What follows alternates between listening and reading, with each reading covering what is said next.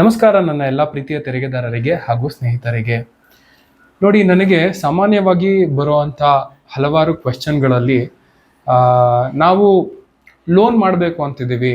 ಅದರಲ್ಲಿ ಹಲವಾರು ವಿಧಗಳಿರ್ಬೋದು. Housing loan ಇರ್ಬೋದು, ಬಿಸ್ನೆಸ್ ಲೋನ್ ಇರ್ಬೋದು, ಬೇರೆ ತರಹದ ಮಾರ್ಟ್ಗೇಜ್ ಲೋನ್ ಇರ್ಬೋದು. ಸೊ ನಾವು ಲೋನ್ ಮಾಡಬೇಕು ಅಂದ್ಕೊಂಡಿದ್ದೀವಿ. ಸೊ ಎಷ್ಟು ಇನ್ಕಮ್ ತೋರಿಸ್ಬೇಕಾಗತ್ತೆ ನಾವು ಇನ್ಕಮ್ ಟ್ಯಾಕ್ಸ್ ರಿಟರ್ನಲ್ಲಿ, ಹಾಗೆ ಏನೇನೆಲ್ಲ ಡಾಕ್ಯುಮೆಂಟ್ ಇರಬೇಕಾಗತ್ತೆ ಅನ್ನೋಂಥದ್ದು ಸಾಮಾನ್ಯವಾಗಿ ಇರುವಂಥ ಒಂದು ಕ್ವಶನ್. ಸೊ ಈ ವಿಷಯವಾಗಿ ಇವತ್ತು ನಾನು ವಿಡಿಯೋನ ಮಾಡ್ತಾ ಇರೋದು. ವಿಡಿಯೋನ ತಪ್ಪದೆ ಕೊನೆವರೆಗೂ ನೋಡಿ, ಪೂರ್ತಿ ಇನ್ಫಾರ್ಮೇಷನನ್ನು ಕೊಡ್ತೀನಿ ಅಂತ ಹೇಳ್ತಾ ವಿಡಿಯೋನ ಸ್ಟಾರ್ಟ್ ಮಾಡ್ತೀನಿ. ಹಾಗೆ ಯಾರೆಲ್ಲ ಇನ್ನೂ ನನ್ನ ಚಾನಲ್ನ ಸಬ್ಸ್ಕ್ರೈಬ್ ಮಾಡ್ಕೊಂಡಿಲ್ಲ, ಪ್ಲೀಸ್ ಸಬ್ಸ್ಕ್ರೈಬ್ ಮಾಡಿ. ವಿಡಿಯೋ ಇಷ್ಟ ಆದರೆ ಲೈಕ್ ಮಾಡಿ, ಕಮೆಂಟ್ ಮಾಡಿ, ಶೇರ್ ಮಾಡಿ. ಹಾಗೆ ಬೆಲ್ ಐಕಾನ್ ಪ್ರೆಸ್ ಮಾಡೋದನ್ನು ಮರಿಬೇಡಿ, ಯಾಕಂದರೆ ನಾನು ಮಾಡೋವಂಥ ಎಲ್ಲ ಹೊಸ ವಿಡಿಯೋಗಳ ನೋಟಿಫಿಕೇಷನ್ ತಕ್ಷಣ ನಿಮಗೆ ಬರುತ್ತೆ. ಸೊ ಈಗ ಯಾರೆಲ್ಲ ಸ್ಯಾಲರಿಡ್ ಇಂಡಿವಿಜುವಲ್ಸ್ ಇರ್ತೀರಾ ಅವ್ರಿಗೆಲ್ಲ ಒಂದು ಪ್ರೂಫ್ ಆಫ್ ಡಾಕ್ಯುಮೆಂಟ್ ಅಂತ ಪೇ ಸ್ಲಿಪ್ ಕೊಡ್ತಾರೆ ಕಂಪ್ನಿಯಿಂದ. ಹಾಗೆ ನಿಮಗೆ ಫಾರ್ಮ್ 16 ಕೊಡ್ತಾರೆ. ಅದ್ರ ಜೊತೆಲಿ ನೀವು ಇನ್ಕಮ್ ಟ್ಯಾಕ್ಸ್ ರಿಟರ್ನ್ ಫೈಲ್ ಮಾಡಿದ್ರೆ ಇನ್ಕಮ್ ಟ್ಯಾಕ್ಸ್ ರಿಟರ್ನ್ ಅಕ್ನಾಲೇಜ್ಮೆಂಟ್ ಇರುತ್ತೆ. ಸೊ ಇದೆಲ್ಲ ಒಂದು ಪ್ರೂಫ್ ಆಫ್ ಡಾಕ್ಯುಮೆಂಟ್ ಅಂತ ಸರ್ವ್ ಆಗುತ್ತೆ ನೀವೇನಾದರೂ ಲೋನ್ಗೆ ಹೋಗ್ತಾ ಇದ್ದೀರಾ ಅಂತ ಬಂದಾಗ.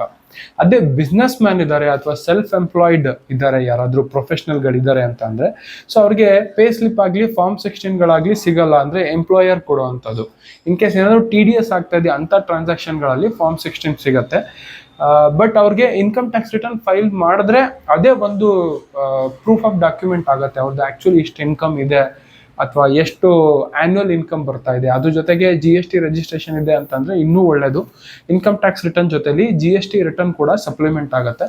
ಅದ್ರ ಜೊತೆಗೆ ಬೇರೆ ಇನ್ನೇನೆಲ್ಲ ರಿಜಿಸ್ಟ್ರೇಷನ್ಗಳಿದ್ರೆ, ಲೇಬರ್ ಲೈಸೆನ್ಸ್ ಇರ್ಬೋದು, ಟ್ರೇಡ್ ಲೈಸೆನ್ಸ್ ಇರ್ಬೋದು, ಅಥವಾ MSME ಉದ್ಯಮ ರಿಜಿಸ್ಟ್ರೇಷನ್ ಇತ್ತು ಅಂತಂದರೆ ಅದು ಒಂದು ಎಡನ್ ಅಡ್ವಾಂಟೇಜ್. ಏನಾದರೂ ಸೆಂಟ್ರಲ್ ಗೌರ್ಮೆಂಟ್ ಅಥವಾ ಸ್ಟೇಟ್ ಗೌರ್ಮೆಂಟ್ ಏನಾದರೂ ಸಬ್ಸಿಡೈಸ್ಡ್ ರೇಟ್ ಆಫ್ ಇಂಟ್ರೆಸ್ಟಲ್ಲಿ ಏನಾದರೂ ಹೊಸ ಲೋನ್ ಸ್ಕೀಮ್ಗಳನ್ನ ಇಂಟ್ರೊಡ್ಯೂಸ್ ಮಾಡ್ತಿದ್ದಾರೆ ಅಂತಂದರೆ ಆ ಎಲ್ಲ ಬೆನಿಫಿಟ್ಗಳನ್ನ ಕ್ಲೇಮ್ ಮಾಡ್ಕೊಳ್ಳೋಕ್ಕೆ ಇಲ್ಲಿ ಅವಕಾಶ ಇರುತ್ತೆ.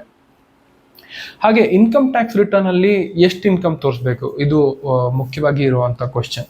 ಹಾಗೆ ನನ್ನ ಹತ್ರ ಬರುವಂಥ ಕ್ಲೈಂಟ್ಸ್ಗಳಲ್ಲಿ ನಾನು ಅಬ್ಸರ್ವ್ ಮಾಡಿರೋದು ಅಂದರೆ, ಯಾವುದೇ ಲೋನ್ಗೆ ಹೋಗ್ಬೇಕಂದ್ರೆ ನಿಮಗೆ ಸಾಮಾನ್ಯವಾಗಿ latest 3 years income tax return ಕೇಳ್ತಾರೆ. ಓಕೆನಾ? ಇನ್ ಕೇಸ್ ಏನಾದರೂ IT ರಿಟರ್ನ್ ಫೈಲ್ ಮಾಡಲೇಬೇಕಲ್ಲ ಅನ್ನೋ ಒಂದು ಉದ್ದೇಶಕ್ಕೆ, ಅಥವಾ ಏನಾದ್ರು TDS ಆಗಿದ್ರೆ ರೀಫಂಡ್ ಕ್ಲೈಮ್ ಮಾಡ್ಕೊಳ್ಳೋಕ್ಕೆ ಅಂತ ತುಂಬ ಕಮ್ಮಿ ಇನ್ಕಮ್ ತೋರಿಸಿ, ಅಂದರೆ ಇವಾಗ ನ್ಯೂ ಟ್ಯಾಕ್ಸ್ ರೆಜಿಮಲ್ಲಿ 7 lakh ಇದೆ ಫಿನಾನ್ಷಿಯಲ್ ಇಯರ್ 24-25ಗೆ, ಆ್ಯಂಡ್ ಓಲ್ಡ್ ಟ್ಯಾಕ್ಸ್ ರೆಜಿಮಲ್ಲಿ 5 lakhವರೆಗೂ ಲಿಮಿಟ್ ಇದೆ. ಸೊ ಆ ಲಿಮಿಟ್ಗಿಂತ ಕಡಿಮೆ ಇನ್ಕಮನ್ನು ಡಿಕ್ಲೇರ್ ಮಾಡಿ ಏನಾದ್ರು TDS ಇದ್ರೆ ರೀಫಂಡ್ ಮಾಡ್ಕೊಂಡ್ಬಿಡೋದು, ಅಥವಾ ಟ್ಯಾಕ್ಸ್ ಕಟ್ಟದೇನೆ ಇನ್ಕಮ್ ಟ್ಯಾಕ್ಸ್ ರಿಟರ್ನ್ ಫೈಲ್ ಮಾಡಿಸ್ಬಿಟ್ಟಿರ್ತಾರೆ ಒಂದಷ್ಟು ಕ್ಲೈಂಟ್ಗಳು. ಇನ್ನೊಂದಷ್ಟು ಜನ IT ರಿಟರ್ನನ್ನೇ ಫೈಲ್ ಮಾಡಿಸಿರಲ್ಲ, GST ರಿಜಿಸ್ಟ್ರೇಷನ್ ಇರಲ್ಲ, ಅಥವಾ ರಿಜಿಸ್ಟ್ರೇಷನ್ ಇತ್ತು ಅಂತಂದರೆ ಕರೆಕ್ಟಾಗಿ ರಿಟರ್ನ್ ಫೈಲ್ ಮಾಡ್ಕೊಂಡು ಬಂದಿರಲ್ಲ, GST ಇನ್ಆಕ್ಟಿವ್ ಆಗಿಬಿಟ್ಟಿರುತ್ತೆ.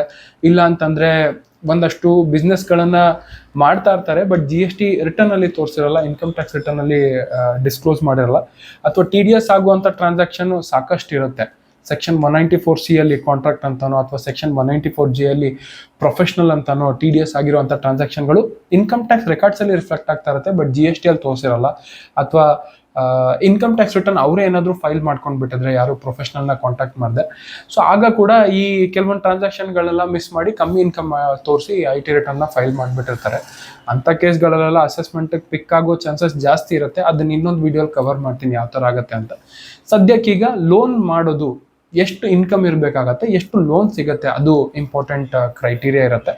ಸೊ ಈಗ ಆಲ್ರೆಡಿ ಯಾರೆಲ್ಲ ಇನ್ ಕೇಸ್ ಕಮ್ಮಿ ಇನ್ಕಮ್ ತೋರಿಸಿ ಏನಾದರೂ IT ರಿಟರ್ನ್ ಫೈಲ್ ಮಾಡಿಬಿಟ್ಟಿದ್ರೆ, ನೀವು ಲೋನ್ ಮಾಡೋ ಅಂಥ ಟೈಮಲ್ಲಿ updated income tax return file ಮಾಡೋಕ್ಕೆ ನಿಮಗೆ ಆಪ್ಷನ್ ಇರುತ್ತೆ. ಸೊ ಎಷ್ಟು ಇನ್ಕಮ್ ತೋರಿಸ್ಬೇಕು ಅನ್ನೋದನ್ನು ನಾನು ಹೇಳ್ತೀನಿ. ಫಾರ್ ಎಕ್ಸಾಂಪಲ್, ಈಗ ನೀವೇನಾದರೂ 1 ಕೋಟಿ ಲೋನ್ ಎಕ್ಸ್ಪೆಕ್ಟ್ ಮಾಡ್ತಾ ಇದ್ದೀರಾ ಅಂತ ಅಂದರೆ, so 8 to 10% rate of interest ಇದೆ ಅಂತ ಅಂದ್ಕೊಳ್ಳಿ. ಸೊ ನಿಮಗೆ ಮಂತ್ಲಿ EMI ಸಂವಾಟ್ ಒಂದು 90,000ಇಂದ 1,20,000, 30,000 ಈ ರೇಂಜಲ್ಲಿ ಬರುತ್ತೆ ಮಂತ್ಲಿ EMI. ನೀವು 1 ಕೋಟಿ ಲೋನ್ ಏನಾದರೂ ತೊಗೊಳ್ತೀರಾ ಅಂತಂದರೆ ಇಂಟ್ರೆಸ್ಟ್ ಸ್ವಲ್ಪ ವೇರಿ ಆಗುತ್ತೆ. ನೀವು ಬಿಸ್ನೆಸ್ ಲೋನ್ ತೊಗೊಂಡ್ರೆ, ಅನ್ಸೆಕ್ಯೂರ್ಡ್ ಲೋನ್ ತೊಗೊಂಡ್ರೆ, ಹೌಸಿಂಗ್ ಲೋನ್ ಇದ್ದರೆ ಕೆಲವೊಂದು ಕೊಲೆಟ್ರಲ್ ಸೆಕ್ಯೂರಿಟಿ ಕೊಡ್ತೀರಾ, ಸೊ ಇಲ್ಲಿ ಇಂಟ್ರೆಸ್ಟ್ ರೇಟ್ ವೇರಿ ಆಗುತ್ತೆ. ಸೊ ನಾನು ಆನ್ ಆ್ಯಾವ್ರೇಜ್ ಅಂತ ತೊಗೊಳ್ತಾ ಇದ್ದೀನಿ. ಸೊ 1 ಕೋಟಿ ಲೋನ್ ತೊಗೊಳ್ತಾ ಇದ್ದೀರಾ ಅಂತಾನೆ ನಿಮಗೆ ಮಂತ್ಲಿ 90,000ಇಂದ 1,20,000-30,000ವರೆಗೂ EMI ಬರುತ್ತೆ ಅಂತ ಇಟ್ಕೊಳ್ಳಿ. ಸೊ ಇಷ್ಟು EMI ಬರ್ತಾ ಇದೆ ಅಂತಂದರೆ ನಿಮಗೆ ಮಂತ್ಲಿ ಇನ್ಕಮ್ ಇದು 1:2 ರೇಷಿಯೋಲಿ ಇರಬೇಕು.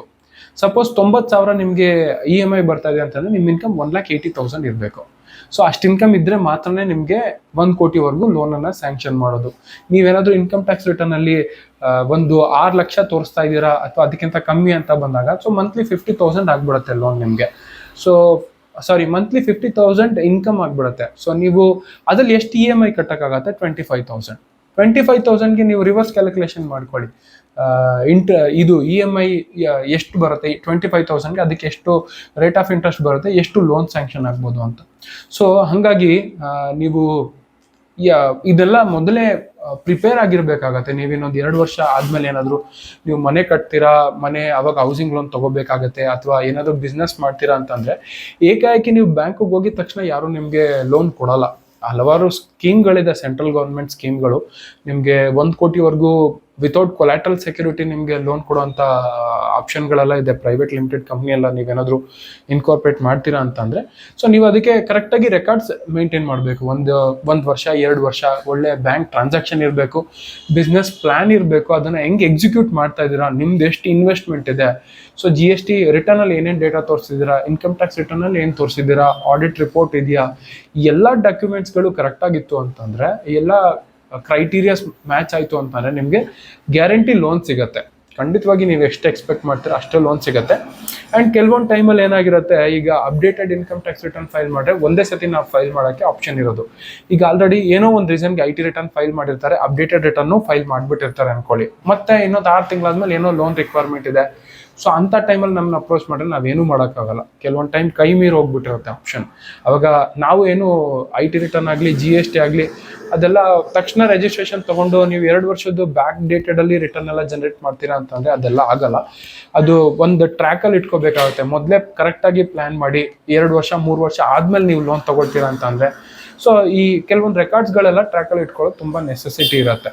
ಸೊ ಇನ್ ಕೇಸ್ ನಾನು ತುಂಬ ಇನ್ಫಾರ್ಮೇಷನ್ ಕೊಟ್ಟಿದ್ದೀನಿ ಈ ವಿಡಿಯೋದಲ್ಲಿ.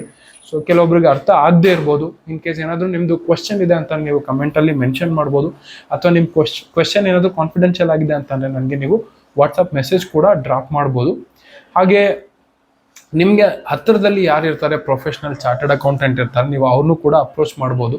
ಇನ್ ಕೇಸ್ ಏನಾದರೂ ವಿರ್ಚುವಲ್ ಸರ್ವಿಸ್ ತೊಗೊಳೋದು ಏನಾದರೂ ಬೇರೆ CAಗಳ ಹತ್ರ ಇಷ್ಟ ಇಲ್ಲ ಅಂತಂದರೆ ನಿಮಗೆ ಮನೆ ಹತ್ರ ಯಾರಿರ್ತಾರೆ CAಗಳು ಅವ್ರನ್ನ ಅಪ್ರೋಚ್ ಮಾಡಿ ನೀವು ಇನ್ಫಾರ್ಮೇಷನನ್ನು ತಗೊಳ್ಬೋದು.